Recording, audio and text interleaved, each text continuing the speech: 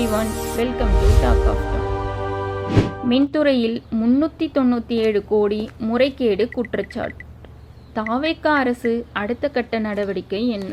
தமிழக மின்துறையில் கடந்த ஆட்சி காலத்தில் நடைபெற்றதாக கூறப்படும் டிரான்ஸ்ஃபார்மர் கொள்முதல் மற்றும் மின் கொள்முதல் முறைகேடு தொடர்பான விவகாரம் தற்பொழுது அரசியல் வட்டாரங்களில் பெரும் பரபரப்பை ஏற்படுத்தியுள்ளது. 2021 முதல் 2023 ஆண்டு வரையிலான காலகட்டத்தில் மின்துறை அமைச்சராக செந்தில் பாலாஜி இருந்தபோது நடைபெற்ற டிரான்ஸ்ஃபார்மர் கொள்முதல் தொடர்பான ஒப்பந்தங்களில் சுமார் 397 கோடி அளவுக்கு முறைகேடு அல்லது அரசுக்கு இழப்பு ஏற்பட்டதாக குற்றச்சாட்டு எழுந்துள்ளது. இந்த விவகாரம் தொடர்பாக ஏற்கனவே லஞ்ச ஒழிப்புத்துறை விசாரணை மேற்கொண்ட நிலையில் தற்பொழுது வழக்கு விசாரணை மேலும் தீவிரமடைந்துள்ளது. இந்த வழக்கில் சிபிஐ விசாரணைக்கும் உத்தரவிடப்பட்டுள்ளதால் மின்துறை கொள்முதல் விவகாரம் மீண்டும் அரசியல் கவனம் பெற்றுள்ளது. குறிப்பாக மின்மாற்றிகள் உள்ளிட்ட மின் சாதனங்களை கொள்முதல் செய்வதில் முறைகேடுகள் நடைபெற்றதாக கூறப்படும் குற்றச்சாட்டுகள் குறித்து முழுமையான விசாரணை நடத்தப்பட வேண்டும் என்ற கோரிக்கை எழுந்துள்ளது.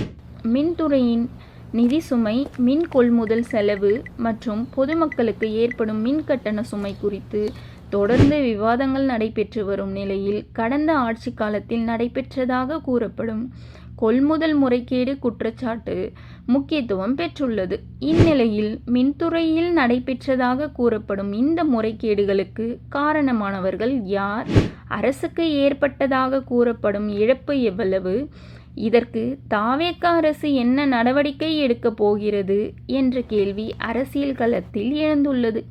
மேலும் மின்மாற்றிகள் கொள்முதல் மட்டுமின்றி மின் கொள்முதல் நடவடிக்கைகளிலும் ஏதேனும் முறைகேடுகள் நடைபெற்றுள்ளதா என்பது குறித்தும் முழுமையான விசாரணை நடத்தப்படுமா என்ற எதிர்பார்ப்பும் உருவாகியுள்ளது.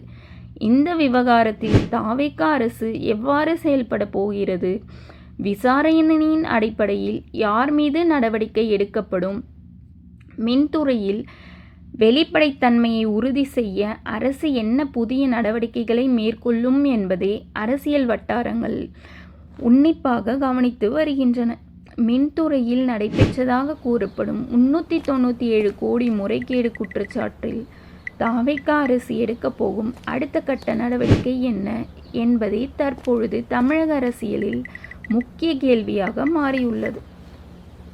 இந்த வீடியோ பற்றி நீங்கள் என்ன நினைக்கிறீங்கன்னு கமெண்ட் பண்ணுங்கள், லைக் பண்ணுங்கள், ஷேர் பண்ணுங்கள், சப்ஸ்கிரைப் பண்ணுங்கள்.